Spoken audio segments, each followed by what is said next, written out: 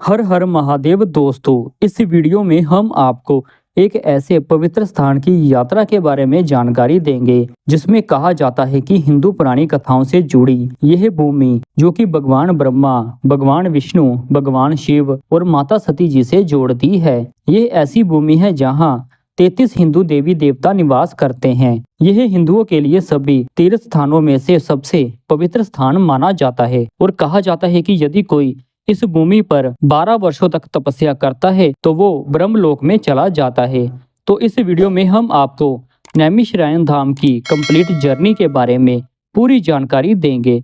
तो दोस्तों, अगर आप यहाँ पर आने का प्लान बना रहे हैं तो ये वीडियो आपके लिए बिल्कुल हेल्पफुल रहेगी। तो दोस्तों, पहले जानते हैं कि हम नैमिषारण्य धाम कैसे पहुँचे।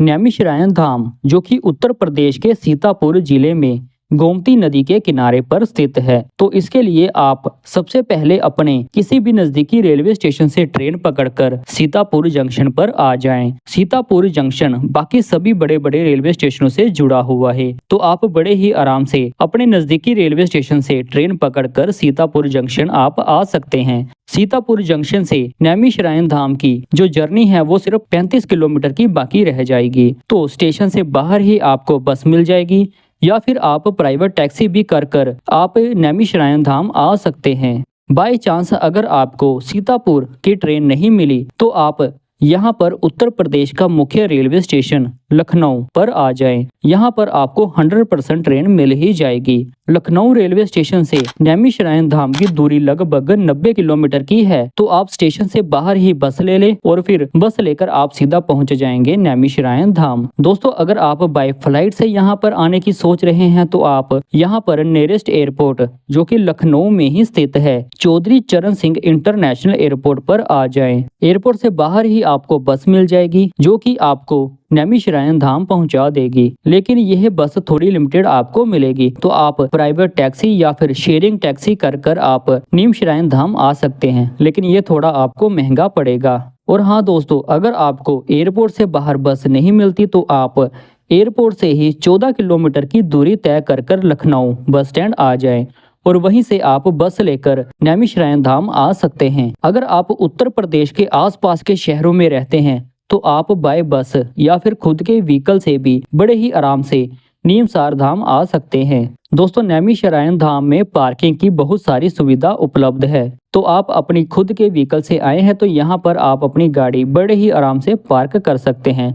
तो आप अपनी गाड़ी पार्किंग की चिंता छोड़ दें। अब जानते हैं यहाँ पर हम रूम कहाँ पर ले सकते हैं। दोस्तों, यहाँ मुख्य रूप से आप ललिता माता मंदिर जो कि माता जी का शक्ति पीठ है और चक्कर तीर्थ के पास आपको बहुत सारी धर्मशालाएं दिख जाएगी और आसपास होटल भी बने हुए हैं। धर्मशाला में आपको महज 300 से 500 रुपए में बढ़िया रूम मिल जाएगा।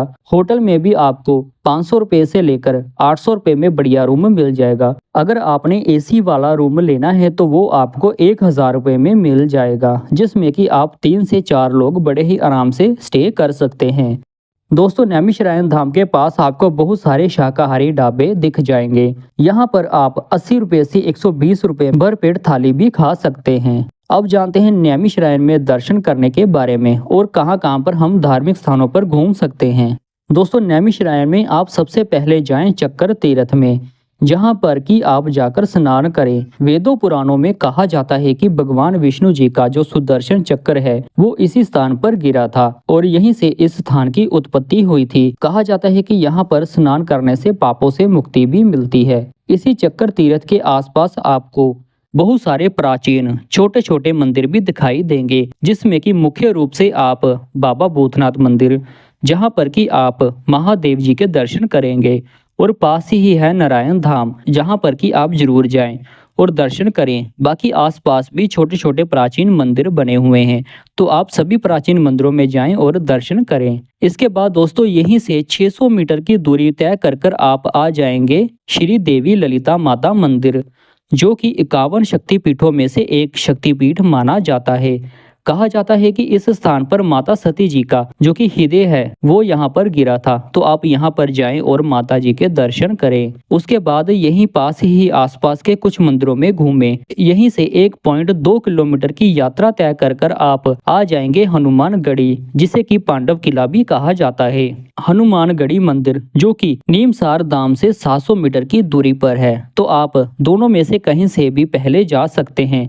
यहाँ पर आपको भगवान हनुमान जी की 12 फीट विशाल प्रतिमा के दर्शन होंगे, तो आप यहाँ पर भी जाएं और दर्शन करें। शक्तिपीठ मंदिर से हनुमानगढ़ी की दूरी आप ई रिक्शा के द्वारा भी तय कर सकते हैं। ई रिक्शा वाला आपसे 20 रुपये पर पर्सन चार्ज करेगा। उसके बाद हनुमानगढ़ से ही 100 मीटर की दूरी पर है श्री खाटू श्याम मंदिर। खाटू श्याम मंदिर भी जाएं और वहां पर भी आप दर्शन करें।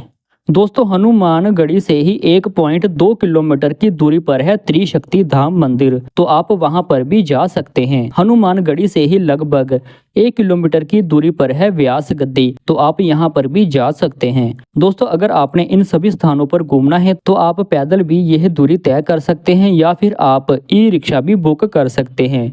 ई रिक्शा वाला आपको इन सभी स्थानों पर घुमा कर वापस चक्कर तीर्थ के पास पहुंचा देगा और बाकी सारे छोटे छोटे प्राचीन मंदिरों में भी आपको घुमा लाएगा, जैसे कि प्राचीन शिव मंदिर, ब्रह्मा विष्णु मंदिर और भी काफ़ी छोटे छोटे मंदिर हैं जहां पर कि आप घूम सकते हैं। गोमती घाट के पास भी छोटे छोटे मंदिर बने हुए हैं, तो आप वहां पर भी घूम सकते हैं। तो दोस्तों, ये सभी जगह आप एक दिन में ही कवर कर सकते हैं।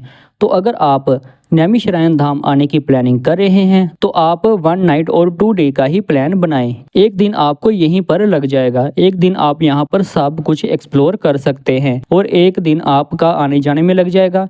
रात को आप यहां पर स्टे कर रेस्ट भी कर सकते हैं। बजट के बारे में अगर मैं बात करूं तो पंजाब से उत्तर प्रदेश नैमिषारण्य धाम आने का लगभग एक पर्सन का 1700 रुपये लगे थे। तो दोस्तों, ये थी नैमिषारण्य धाम की यात्रा की एक छोटी सी इन्फॉर्मेशन।